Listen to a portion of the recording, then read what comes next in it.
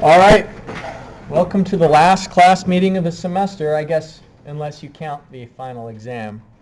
But this is our last lecture, so we're going to be talking about taxes today. It's inescapable, taxes. Remember that the final exam is Tuesday of next week, December 7th, a day that'll live in infamy. We've got 2 hours for the exam, and I'm going to be providing you with, let's see, it maybe didn't show up. I'm going to be providing you with these formulas. So these are the same equations that you've had in each of the exams this semester. And if I want you to use the factor method on any of the problems, I'll provide the factor tables that you'd use. And then you're permitted to bring 1 page of notes front and back. And still, there are quite a few exams and equation sheets that haven't been picked up. They're in the Civil Engineering Office, 2201, up on the 2nd floor. If you want to pick yours up, you don't have to. Any questions about the final exam before we begin talking about taxes? All right. Well, we're going to begin by looking at a couple of maps that illustrate regional and state-by-state variations in how taxes are collected. There are a few common themes across the United States. You know, every state has a government and every government needs money, but they collect the money that they spend in different ways. And so sales tax by state is illustrated here. You can see that West Virginia's average sales tax is 6.37. And the reason for that odd number is simply because there's a statewide sales tax, and then some localities also impose a local sales tax. So for instance, I think that the sales tax here in Huntington is 1% higher than it is outside of Huntington. And so, 6.37% in West Virginia, a little bit lower in Kentucky, a little bit higher in Ohio. But if you look, there are a couple of states that have no sales tax: Oregon, New Hampshire, Montana. And so, that seems really attractive, except for that those governments just have to get the money that they spend in other ways besides sales tax. And so what taxes do is they discourage the thing that they're collecting the money for. And so that's one of the unintended consequences. The main purpose of a tax is to fund the government. But then the unintended consequence is that sometimes it discourages something that's good. We'll talk in a moment about income taxes. And income taxes collect money for the government, main objective. But secondary objective is that it discourages people from earning income. And so they're looking for ways to reduce their income, at least as far as the taxable income view on your tax return is concerned. But one of the interesting things is that think about if you lived in Washington on a border town, where would you go to buy your appliances and computers? You'd just drive over the border to Oregon for sure. You'd try and avoid that sales tax as much as possible. And until recently, you could do a similar thing by purchasing items online. But nowadays, there are very few websites that don't charge tax like they used to.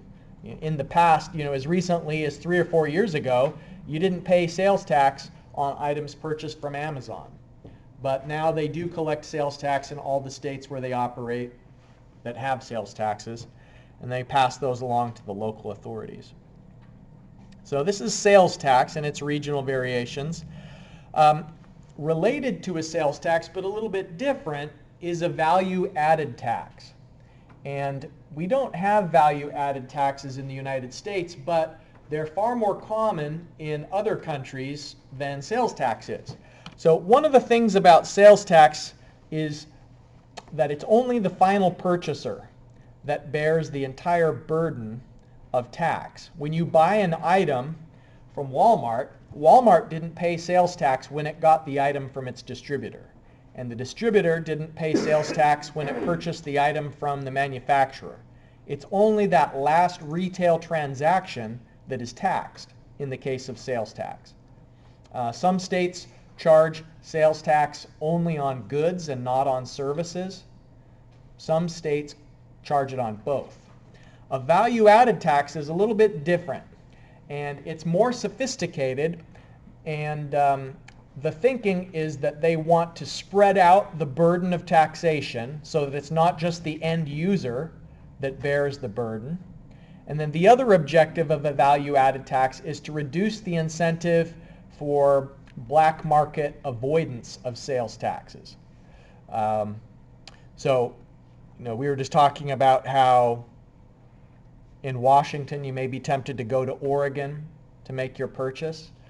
And there could be people who would try and avoid the Washington tax on a more widespread basis, and even commercial enterprises. So value-added taxes helps to avoid that. So let me explain how a value-added tax works, and it's a little bit tricky at first to follow, but you'll get the pattern in just a minute.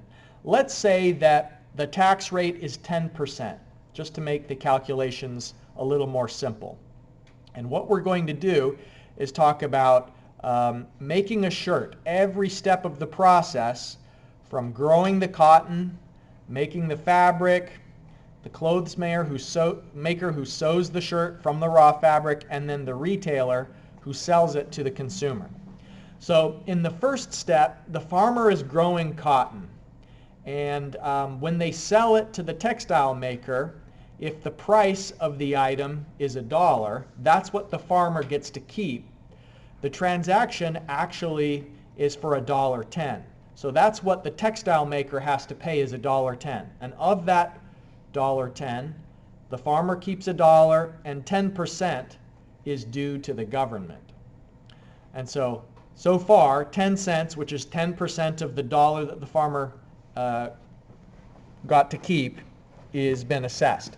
The reason it's called value added is that in every step in the process, you're not paying tax on the overall purchase amount. You're only paying tax on how much value you have added, and what that means is the difference between what you paid and what you're selling it for. So it's a tax on the profits, so to speak. In the same way that, how businesses aren't taxed on their revenue, they're taxed on their profits. And so profits are income minus expenses. And a value-added tax is kind of applying the same logic. It's saying, let's have each step in the process pay a portion of how much they're creating or how much value they're offering. Okay, so in step 2, remember now the textile maker has the cotton. They take the raw cotton and they make fabric out of it. And so they've added value by transforming raw cotton into fabric. That work that they did has value. And so they're going to be taxed on that value. If they're going to sell to the clothes maker a certain amount of fabric for $5, then the actual amount that they get to keep is $5, and the clothes maker has to pay $5.50 because of the 10% tax. And so the textile maker gets to keep $5, and the net tax amount that is going to be collected is 40 cents, because think about what they paid initially. They paid $1 to get the raw cotton, and then they turned it into something that was worth $5. And so the difference between the two, they've added $4 of value, and so they have to pay 40 cents of that to the government. And so in essence, what they're getting is a credit for the previous tax that they paid. The 10 cents credit that the 10 cents that was their total sales price that they paid, because when the farmer got $1, they actually paid $1.10. There's a refund of the previous tax that's paid. And so the difference between the $5 and the $4 means that 40 cents has to be paid, and even though they collected 50 cents in tax, they only have to pay 40 cents to the government because they're getting reimbursed for the previous VAT that they paid. All right, so then the next step is that $5 fabric gets transformed into a shirt, and the clothes maker is going to sell the shirt to a retailer for $12. And so what that means, we know, is that the selling price is going to be 10% extra. If the clothes maker is going to keep $12, then they're charging $13.20 because it's $1.20 in VAT, but they're getting the credit for the 50 cents from before, and so it's only 70 cents that they have to pay to the authorities. And so that's the difference between the 12 and the 5 was $7 in value added, so they have to pay 70 cents in tax to the government. And the final step follows the same process where if it's being sold for $20, what the retailer is doing, the value that they add, is by having the material that's available for people to come in and browse, try on, having lots of different sizes. That's the value that they offer, is that purchasing environment. Whereas the clothes maker just makes the shirt but doesn't necessarily want to be in the business of operating try-on fitting rooms and heating a retail space and having workers. That's the retailer's job. So the retailer is taking a $12 thing and selling it for $20, so they've created $8 worth of value. They should pay 80 cents to the federal government. And so when they sell it to the consumer is actually shelling out $22. The retailer keeps 20 of that. Then they get reimbursed for the previous tax that they paid and kick up the 80 cents to the government. So if you add up, in each step in the chain, 10% of the value added has been collected and remitted to the government, and the total of all that is $2, and the final item was being sold for $20. And so it's a more equitable way of spreading out the taxation, because each one of these steps, if it was just the final purchaser that was paying all of it, then the purchase price itself would have been more than $20. And so that's how it's more equitable, is that because each of these steps they were getting reimbursed for the previous value-added tax that they had paid, that allows them to keep their prices a little bit lower than it otherwise would have been. So economists and governments all over the world have looked at the value-added tax and have implemented it for years and years, and it's a more efficient and more sophisticated way. It's more equitable for everybody, and I don't think it'll ever be adopted in the United States just because it's a little more complicated, and once you get set in your ways, then that's kind of how things stay. But it's important to know about it because it's a method that solves a lot of problems that otherwise pop up. There are some special taxes that you do pay that maybe you don't even realize it. For instance, when you buy gasoline, there's a special excise tax that's applied to gasoline, both a federal and a state tax. And sometimes when you buy gas, if you've ever been bored while you're fueling your vehicle, you may have noticed that some stations will tell you, like right there on the pump, it'll break down how much per gallon you're paying in the federal and how much per gallon you're paying in the state. So these are just the state gasoline taxes. You can see here in West Virginia, our state tax is 32 cents. It's a little cheaper in Kentucky. If you've ever driven over the border, you know that gas is generally a little bit cheaper in Ashland than it is in Huntington, and it's partly because the state taxes are lower there. Of course, you'd want to gas up before you went up to Pittsburgh because the fuel there is more than 25 cents a gallon more costly just because of the taxes. So gasoline taxes is an example of an excise tax. And we'll talk about what excise taxes are in a moment. The main idea is that you want to have a special tax for something so you can have a separate pool of revenue. And the federal government and states use this gas tax not just for their general fund, but they're supposed to use gasoline tax money in order to repair roads. And so that the people who use the roads are the ones who are buying more gasoline, and so they have to pay more of the share to repair and keep up the quality of the roads because they're the ones who are wearing down the roads and getting the most benefit from it. Of course, the wrinkle in that is that not every vehicle has the same fuel economy. So I pay less in fuel tax than many of you because one of the cars in my household is a hybrid. It gets really good gas mileage. So I don't pay much for gas, and I don't pay much for gas taxes. And so recently in West Virginia, the government increased the registration costs on hybrids. So now I'm probably paying my fair share again because they increased the amount of, I have to pay more to register a hybrid than I would if it was just an ordinary gasoline vehicle. And I think fully electric cars are even more to register in West Virginia because they don't pay any of the gas tax since you're just fueling with electricity. Cigarette taxes are another example of an excise tax.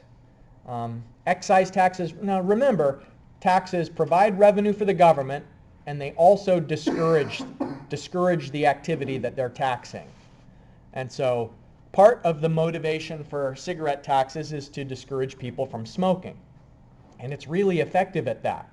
Long-term studies have shown that in states that have a big increase in the cigarette tax have a big decrease in the number of people who smoke. Just because as it's more costly, people finally find the motivation to quit smoking. But again, there's quite a lot of regional and state-by-state variation.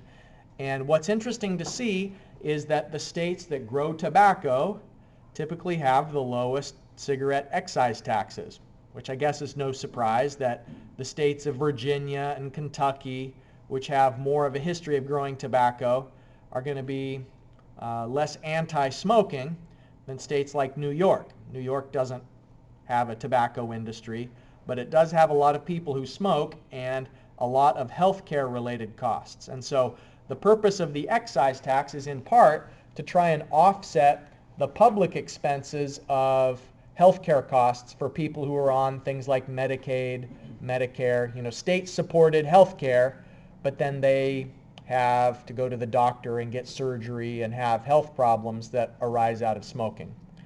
So the cigarette tax is both to support the costs that are incurred from smoking and also to discourage it. So overall, excise taxes, which are these specialized taxes that apply to individual categories of items. So alcohol taxes, cigarette taxes, special taxes on things like lottery tickets.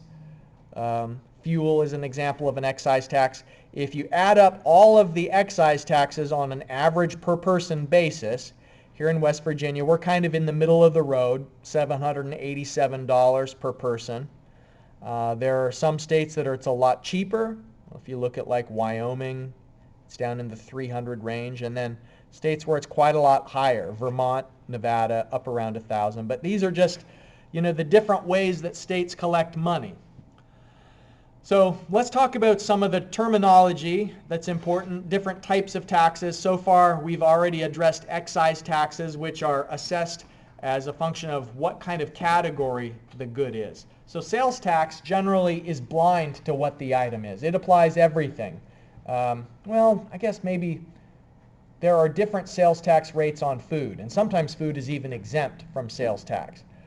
But beyond that, you'd pay the same sales tax rate on a computer as you do on a car, on a pencil, a piece of paper, all the things that you buy, generally, you have the same sales tax, but excise is very different. It's category by category taxes.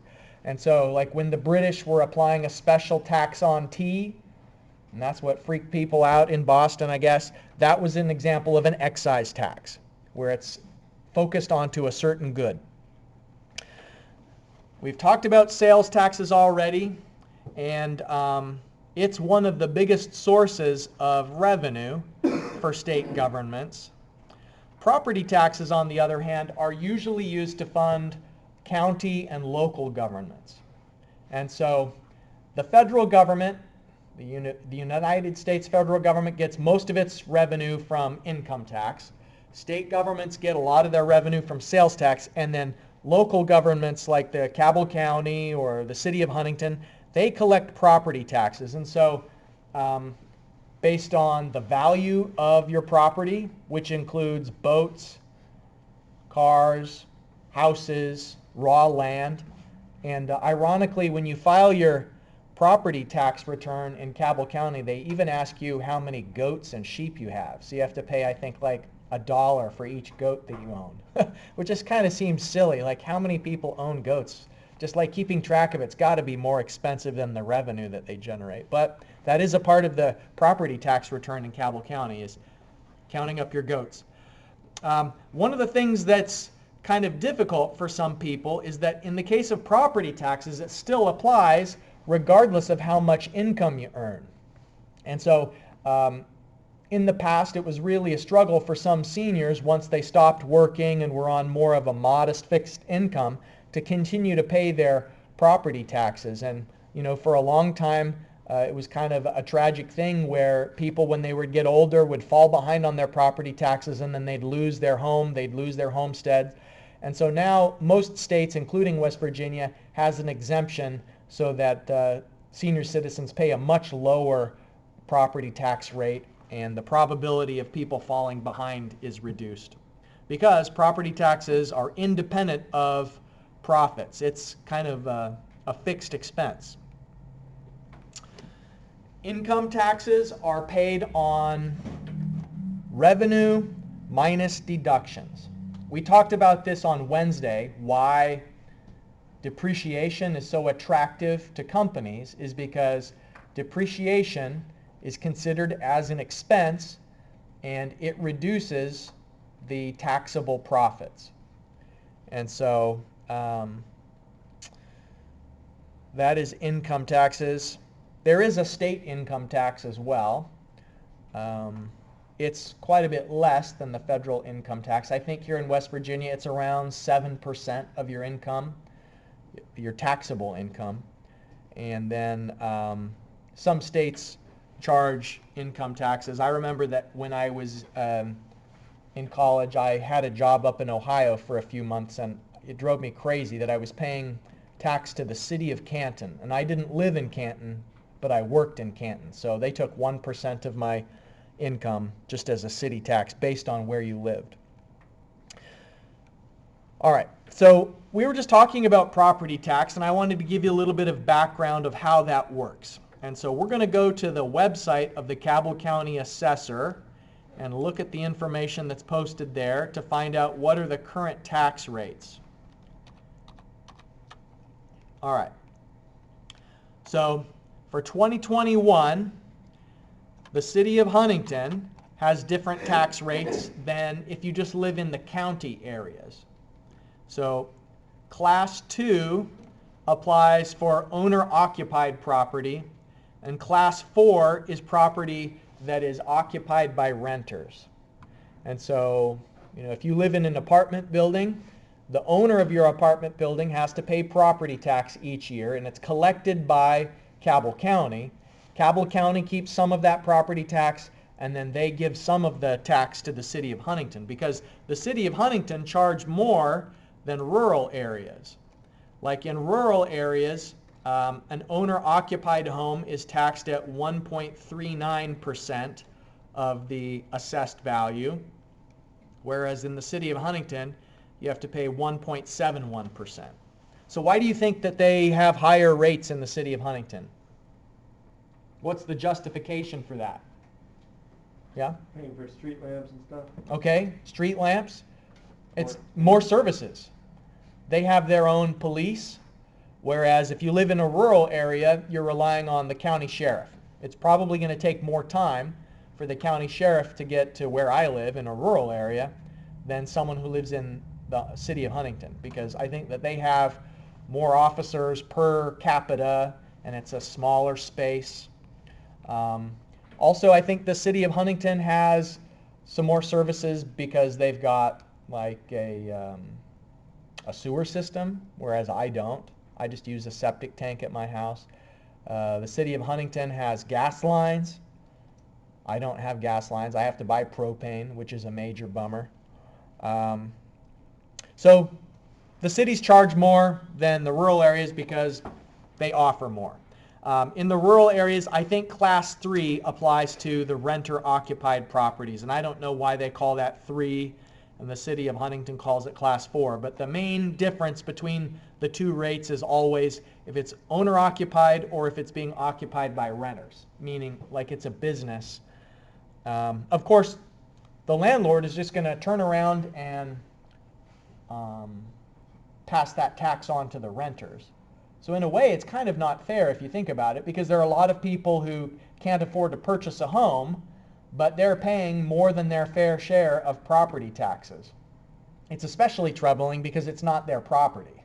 You know, like they're kind of subsidizing the property tax, and the landlord who owns the house, owns the land, is just passing along those expenses to the renter, and their property, you know, they're not having to pay the property tax. There are other municipalities besides Huntington. There's also the city of Barboursville and the city of Milton. And Barboursville has the highest taxes of all, higher than Huntington. So they're loaded. That's why they can afford a splash pad over at Barboursville Park. It's because those sky-high property taxes that they're paying. Okay, so the way that it works is that there's a certain rate depending on what part of the county you live in. And then your house, like they'll send an assessor out to look at your house, measure the square feet, see if you've made any recent improvements and so on. And they calculate the appraised value of your house. And then they multiply that by 60%, and that's the assessed value. And then once you have the assessed value, you multiply it by this number that we just looked up. So maybe 1.766. And that, I just skipped over it. All right, we're back. So that rate divided by 100 is how much property tax you have to pay. So just as an illustration, let's say that someone owns a house in Huntington that's appraised at $150,000. So the appraisal is pretty close to, it's supposed to be close to the market value. In reality, the assessor doesn't want to be mean, and so usually the appraised values are lower than what you could actually sell it for. So if it's appraised at $150,000, then you'd multiply that by 0.6 to get the assessed value.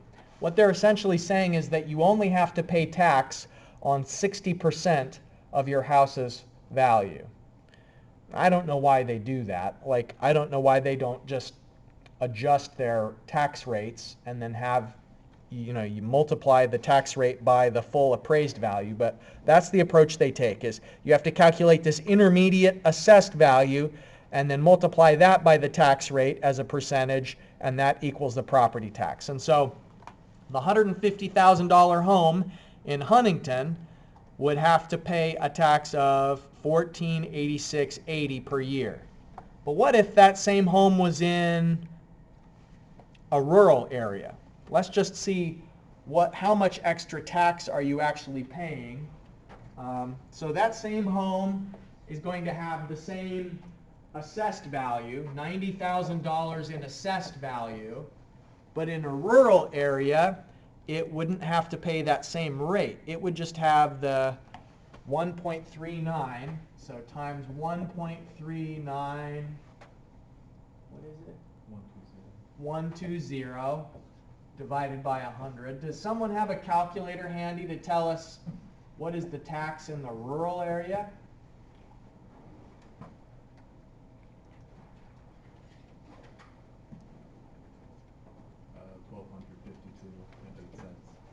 $12.52 and 8 cents. All right, and I guess calling it rural maybe is a misnomer, because you know, there are plenty of spots outside the city limits of Huntington that are still like suburban. They're not really rural. You know, like as you go on Route 60, I don't know what we're calling it anymore. You know where Kmart used to be? That area. There's a Long John Silver's there now, and a Big Lots. P Ridge. P Ridge area. Yeah, P Ridge is a rural area according to because it's not in the city of Huntington limits. And so that's kind of why the suburbs are growing, in part is because people like to avoid tax. Rather than $14.86, you'd rather pay $12.52. You could save more than $200 a year by not living in the city of Huntington. And maybe even a little more, because the city of Huntington also has its own sales tax. So it's a balancing act to know where to live. Now, income tax is the last thing that we'll talk about before moving on to some calculations. There hasn't always been an income tax in the United States. It is relatively recent. During the first approximately 100 years of the United States history, they didn't have an income tax, but it was instituted to help pay for the Civil War. And at first, it was pretty low, only 3%. And many of you included an assessment of income tax in your project. So what's a typical income tax rate now? Anybody remember from the project? I think it's like 11% on wages. You may be thinking of like the effect of Medicare, like payroll taxes, Social Security, like the cumulative effect of that. I think West Virginia's, I want to say like close to 6% or something. Okay, that's West Virginia's income tax, which is on top of the federal income tax. Depends on your income, but I would say an average is probably 26%. Yeah, it depends. Round up. Exactly. Yeah, so it depends on income, and we'll look at what it means by being a progressive tax. You maybe have heard that phrase before, that income tax is progressive, but it's in the upper 20s. So you've got to pay 6-7% to the state of West Virginia, and also 20-something% to the federal government. It started out that it was only 3% in the past, and back then $800 was quite a lot. So very few people paid income tax at first, and they reduced it after the Civil War to being just a 2% tax and of income over $4,000. And at the time they made that change, $4,000 was equivalent to more than $100,000 in today's terms. But of course, it's much higher than that now, and just about everyone pays some kind of income tax. The unique thing is that in the United States, income tax is charged based on citizenship rather than based on where you are living in the world. Even when I lived outside the United States, I still had to file an income tax return every year, even though my income was being earned outside of the United States and I wasn't in the United States. I still owed money to the federal government. And very few other countries do that same thing. Most countries, shaded here in blue, are such that if you live outside the country and you're making money outside the country, you don't have to pay income tax to the country. But the United States does. And even if you renounce your citizenship and you say, I'm leaving the U.S. and I'm never coming back, they still want you to pay income taxes for 10 years after you do that. So it's kind of interesting. This is what it means for an income tax to be progressive. These are the 2019 tax brackets, and I think that it's more or less the same today. And so most of the people in this room will probably start out in the 22% tax bracket, meaning that it's just your income over, let's say that you're unmarried, right? It's just your income over this limit that's charged at 22%. So from 0 to 9,700, then the tax rate is 10%. And then for every dollar over 9,700, the tax rate is 12%. Then for every dollar above 39,475, it's 22%. So it's not that all of your income is being charged at this other rate. Sometimes people mistakenly think, like, just as an illustration, 84,200 is one of the cutoffs. Sometimes people think, well, if I just make only $83,199, then I'd pay 22 instead of 24% tax. That's not how it works. It's just that last dollar that's being charged at the terminal tax rate. And so you go through this progression of your first amount of income pays 10%, then your next block of income pays 12, and so on and so forth. The other thing you'll notice is that when you file a joint return, then you have different tax rates, and so your combined income is essentially twice of what you could have made as a single person. The head of household definition, I've never quite understood what that's all about, why a head of household gets charged differently from someone who's married or unmarried, but there is that legalistic definition that's out there, and I think a handful of people end up filing as a head of household because occasionally that offers them certain benefits related to the deductions that they're claiming. Okay, so for today's in-class exercise, what we're going to do is take a look at excise taxes and property taxes and sales taxes. Let me see if I can find and bring up what that paper looks like. Hopefully you've got it printed out.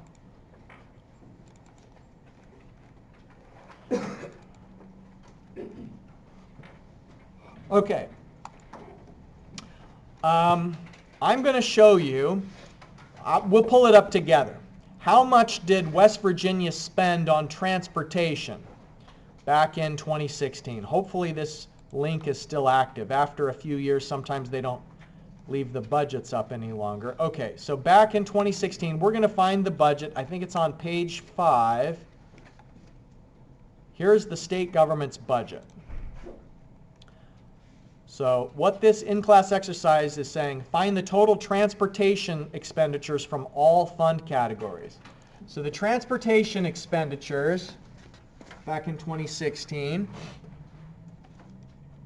here's transportation, and the total expenditures on transportation is $1.2 billion.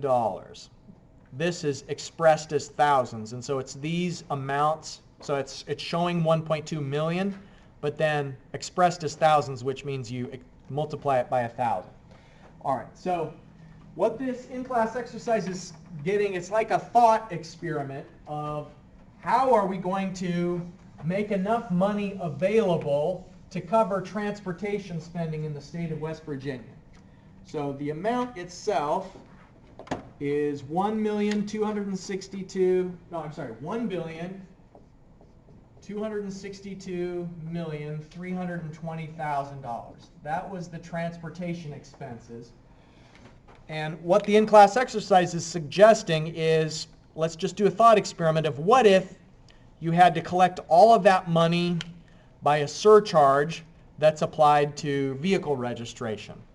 So if you had 700,000 vehicles, which is approximately what we've got in the state, then how much would you have to collect per vehicle to provide that $1.2 billion?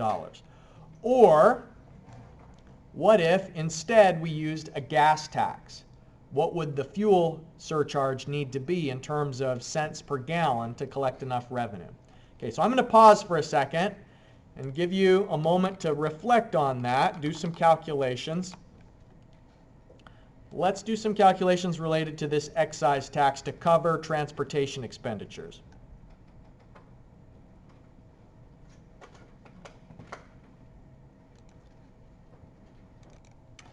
Okay, so if we want to collect $1.2 billion, and what we're going to do is just assess each vehicle equally and try and collect all of that money on a per vehicle basis, then you'd have to charge about $1,800 in order to collect that amount, $1,800 per car.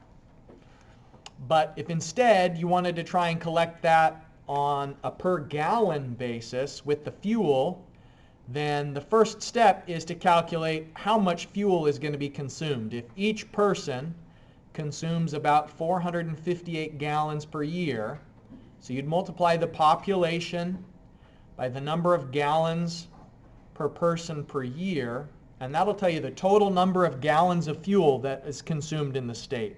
And so then it'll be the overall amount divided by the number of gallons of fuel.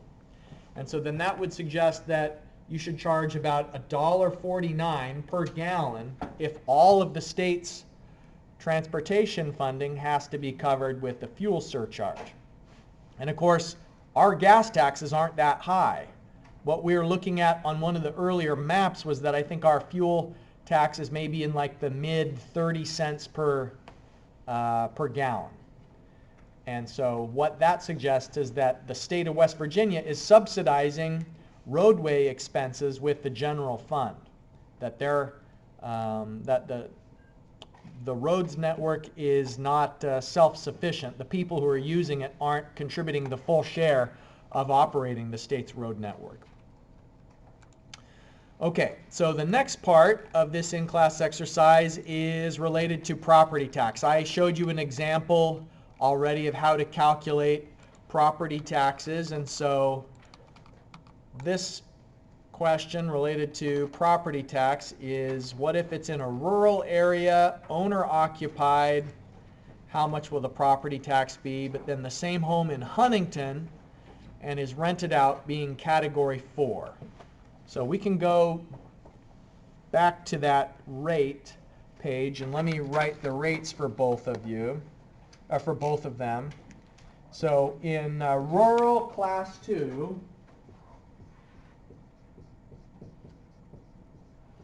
then the rate was 1.3746, and then Huntington class 4, the rate is 3.3892. Okay, so remember, the first thing you have to do is multiply by 0.6 to go from assessed value, from appraised value to assessed value, and then once you multiply by 0.6, then you multiply by this tax factor divided by 100. I don't think that they show anymore the breakdown of where it goes. They used to tell you where the money got spent. Let me see if I can find that in the FAQ. No, they don't do it anymore.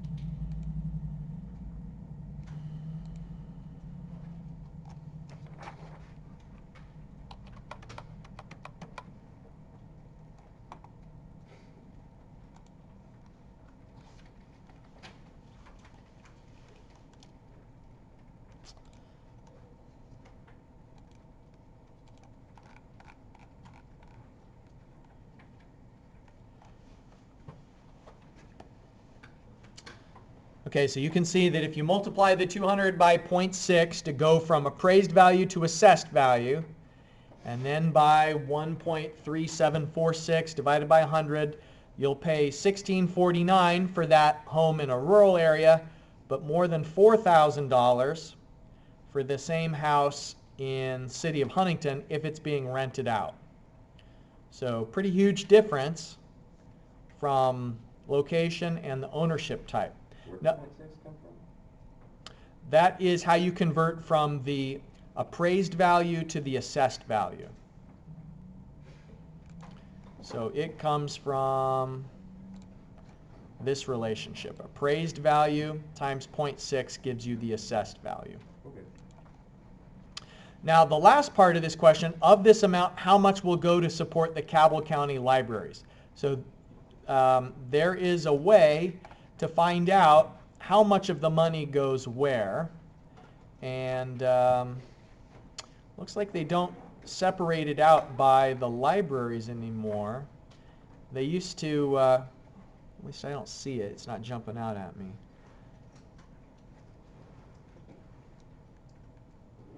But you know, they kind of do give you an idea of where money goes, you know, mass transit, school bonds, and so on. Okay, we are out of time. The last thing was just going to be kind of an illustration of the effective service charges on top of sales taxes and so on. It's just kind of an illustration of a very expensive breakfast I didn't have in San Diego one day. I was at a hotel where this is what they wanted to charge for things like a Kind bar, which should be like 50 cents if you buy it in the grocery store. They were charging $6, but then they also wanted a service fee, a dining charge, sales tax. So kind of just funny how some places you get overcharged for things. Remember that our last thing is the final exam. We'll be doing that on Tuesday from 10:15 to 12:15. So good luck in your studying. Thanks for a great semester. I've still got 8 or 9 of the projects still left to grade, and they will be finished by this afternoon.